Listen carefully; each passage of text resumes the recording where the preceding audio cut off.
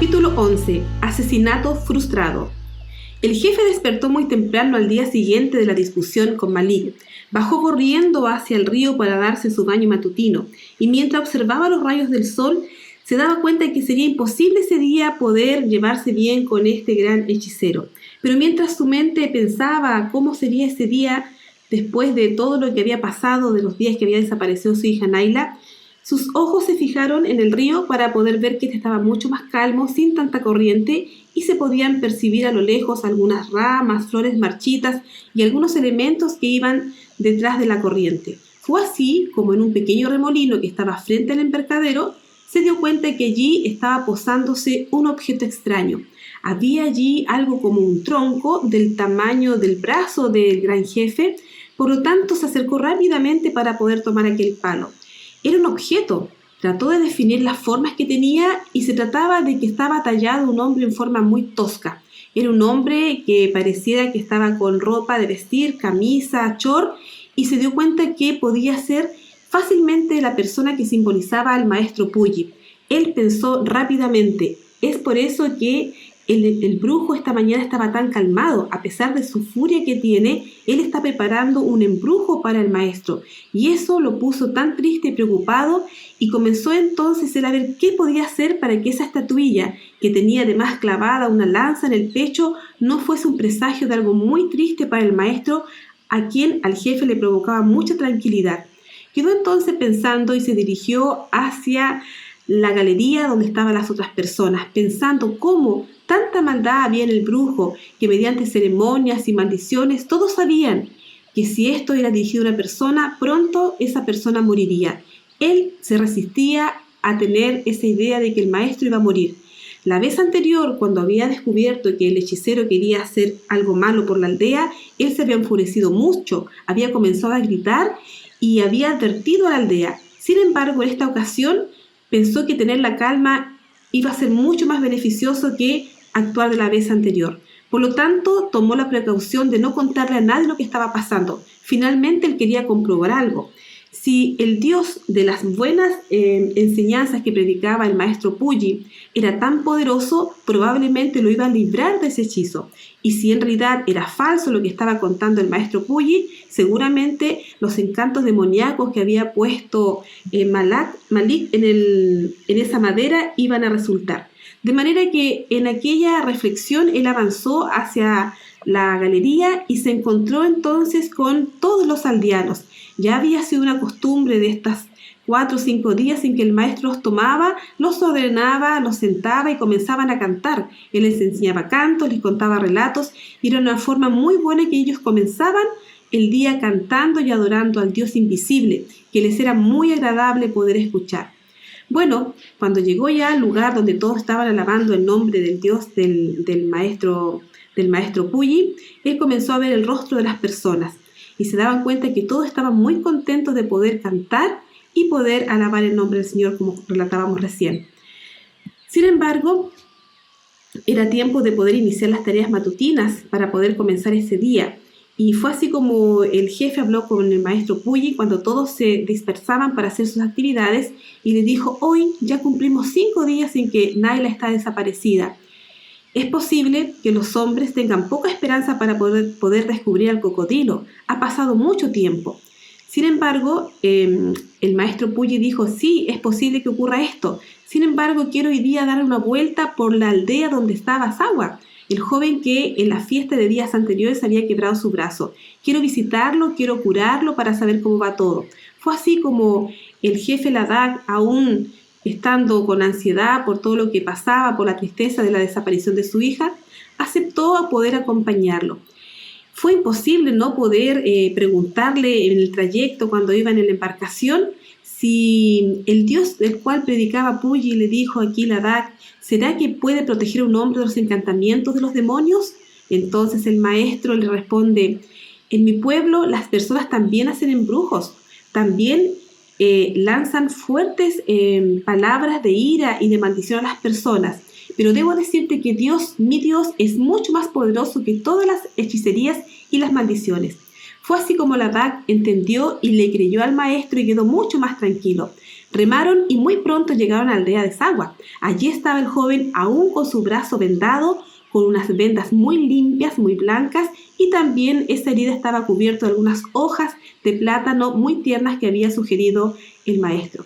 Fue así como se saludaron en forma muy amable. Este joven, que también era jefe de su aldea, estaba dando instrucciones para que algunos hombres que estaban dentro de un tronco ahuecándolo pudieran construir una embarcación con las indicaciones que éste daba.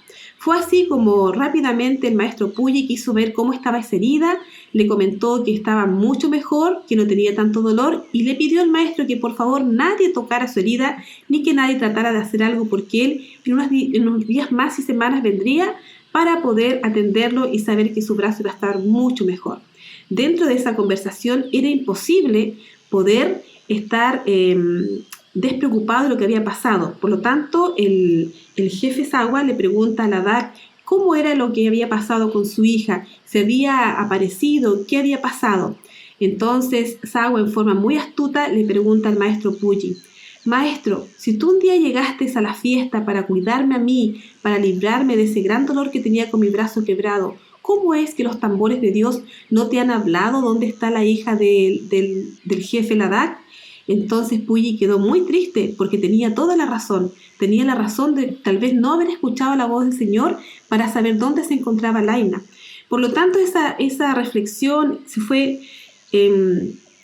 albergando en su mente y lo hizo estar muy pensativo.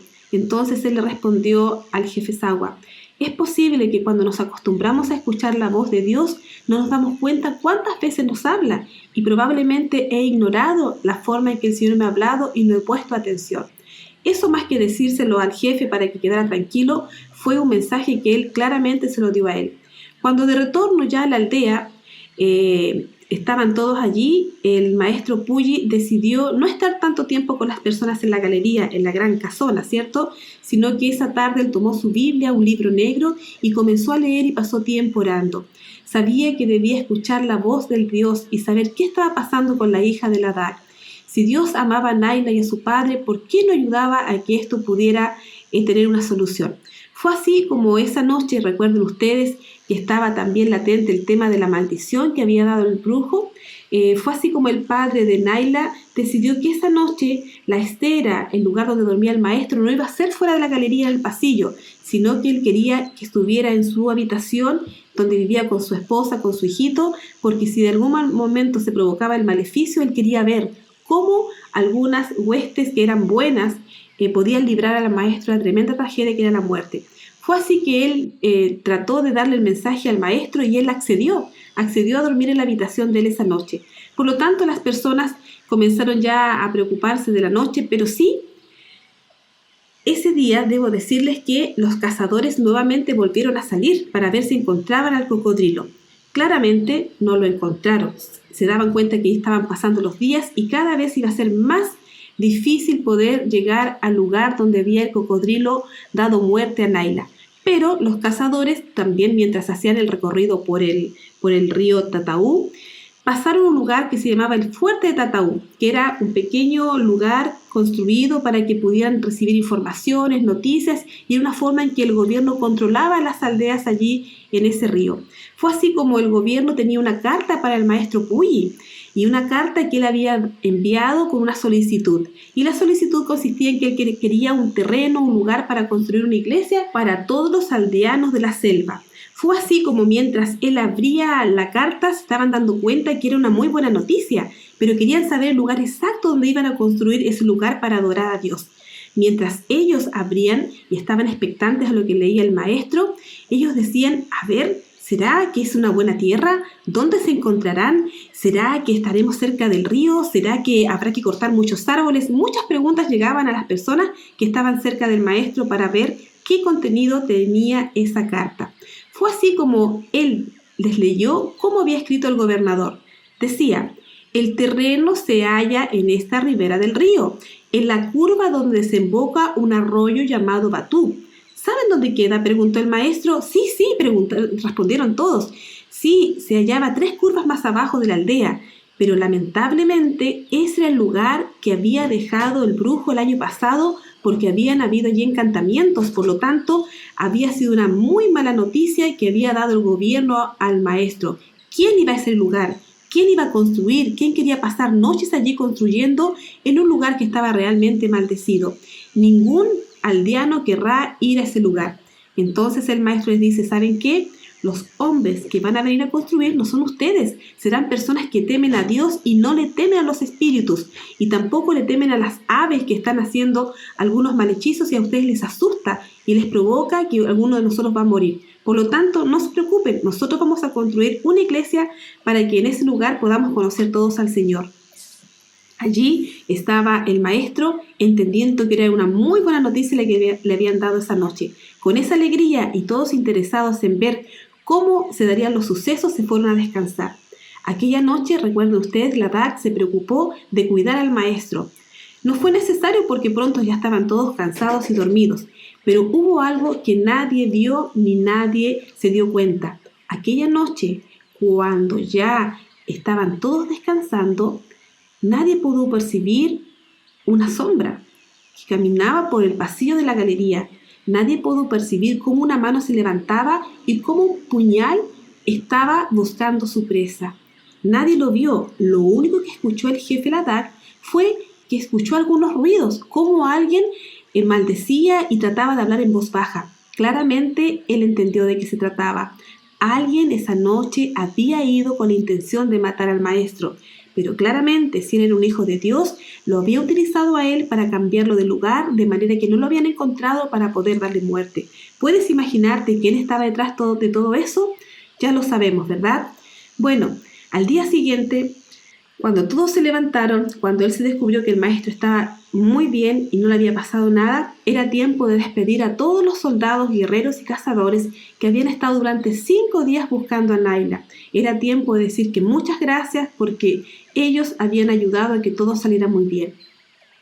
Bueno, también debo decirles que el jefe envió a los hombres en una de esas tardes a comprar sal y aceite, porque habían tenido muchas fiestas, ¿cierto? Una gran fiesta habían tenido y habían tenido muchas noches en vela tratando de buscar a Naila en la orilla del río o en los bancos de arena. Era tiempo de que fueran a hacer provisiones y los últimos hombres que quedaban en la aldea para buscar a Naila tomaron esa responsabilidad. Ya al anochecer, los hombres regresaban contentos de haber encontrado lo que les pedían, pero además llegaron muy asustados. Ya cuando estaba por atardecer, casi anocheciendo, los hombres llegan hacia la aldea donde vivía el jefe Ladakh y llegan realmente asustados, llegaron temerosos, estaban pero realmente aterrados. Algo terrible les había pasado. Finalmente, cuando el jefe los recibió, amarraron sus canoas al embarcadero. Ladakh quiso saber cómo estaban, los revisó para ver si alguno había herido porque de su boca no salía ninguna palabra, solamente estaban muy aterrados. Les pidió también que las mujeres encendieran luces para ver qué había sucedido y escuchar el relato. Junto con eso les trajo bebidas, alimentos, porque había sido un día muy largo, buscando a Naila, yendo a hacer algunas compras para la aldea, y finalmente algo había pasado que hasta el momento nadie sabía. Entonces el relato comenzó de la siguiente manera. Bueno, hoy día cuando nosotros fuimos al fuerte para poder recibir la carta del maestro y además comprar las provisiones que tú, Ladakh, nos encargaste, nosotros nos vinimos por el río. Y como en la mañana el maestro nos habló que Dios tenía mucho poder y que siempre está con nosotros, nosotros quisimos darnos la oportunidad de pasar por el río Batú. Y quisimos pasar por la orilla para ver si en realidad tenía poder las palabras del maestro. Pero es imposible, es increíble lo que nos pasó. En ese lugar había un alarido muy fuerte, las aves hacían ruido, el río estaba muy tempestuoso, es como que si los árboles también se movieran con un gran viento. Eso nos aterrorizó mucho y nos dio a entender que verdad el arrozal está embrujado. Allí había muchas voces, seguramente están enojados porque vamos a edificar un lugar, una casa para el Señor. Probablemente puede ser la respuesta, pensaban las personas. El maestro, con toda su tranquilidad, les dijo que a lo mejor no eran palabras de espíritus, pero probablemente estaban confundidos. Pero ellos decían, pero fue horrible lo que escuchamos, por favor escuchen. Lo escuchamos una y otra vez. Nosotros queríamos huir, pero mis compañeros decían, no, esto se trata de una serpiente, rememos más cerca para poder ver. Y todos queríamos hacer algo porque escuchábamos voces espantosas que venían desde la costa, desde la orilla de ese arroyo. Los ojos de los hombres estaban girando, como casi desorbitados, y cada uno estaba temblando porque tenían mucho miedo, porque no podían seguir hablando. Entonces Ladakh los trató de calmar, les dijo: miren, aprovechemos que no hay nadie que esté herido, están todos bien. Por favor, sigamos avanzando con el relato, no sean cobardes, por favor, queremos saber para ver cómo nosotros les podemos ayudar a ustedes. Fue así como estos hombres descansaron un poquito, lograron calmarse, y también se dieron cuenta que a lo lejos les observaba Malik, el brujo. Él estaba contento con todo lo que estaba escuchando. Él quería que le encontraran la razón, que ese lugar a la orilla del arroyo Batú estaba embrujado. Entonces dijeron: pero eso no es lo más tremendo. Lo terrible fue que mientras escuchábamos ruidos de serpiente, mientras escuchábamos que muchos ruidos nos confundían, gran jefe Ladakh, estoy seguro que escuchamos la voz de Naila. Era la voz de Naila, la hija del jefe. Entonces rápidamente un hombre dijo: no, es imposible, eso no puede ser. Están confundidos, mi hija está muerta, no puede estar allí. Son espíritus malignos que están allí siendo representados por mi hija. El maestro Puyi pudo mantener la calma y dijo: ¿saben qué? Yo creo que son los tambores de Dios que algo nos están diciendo. Por favor, tomemos una embarcación y vamos juntos para poder... Yo quiero ver lo que está pasando en ese lugar. Otros hombres no quisieron ir, tenían mucho miedo, estaban muertos de miedo. Por lo tanto, en la aldea aún quedaba Sawa y tenía una embarcación mucho más fuerte de la que tenía el jefe Ladakh. Él se ofreció para que con sus remos y con la fortaleza que tenían sus hombres pudieran avanzar a ese lugar. Delante de la embarcación iba allí Ladakh, iba el maestro, y también se dieron cuenta que a pesar que ya estaba atardeciendo, detrás, muy discretamente en su propia embarcación, iba el hechicero, que también quería saber lo que estaba pasando. Entonces ya dijimos que los hombres tenían mucho susto, pero algunos sí se armaron de valor para poder acompañar al jefe Ladakh. Comenzaron entonces los hombres a remar. Todos los demás quedaron sorprendidos, quedaron expectantes para saber lo que estaba pasando en ese lugar. Cuando la luz del día ya era más cercana, cuando ya habían remado muchos minutos, muchas horas, se dieron cuenta que ya estaba amaneciendo. El bote del jefe Sawa dobló la primera curva del río y avanzó hacia la siguiente curva, y al llegar a la tercera curva, los hombres avanzaron hacia el banco de arena, en las bocas del arroyo Batú. En ese momento descubrieron que Malik también los había seguido, solo en un botecito como relatábamos recién. Remaba con todas sus fuerzas y logró adelantárseles. Finalmente atracó su canoa sobre la arena de aquel lugar que estaba totalmente maldito.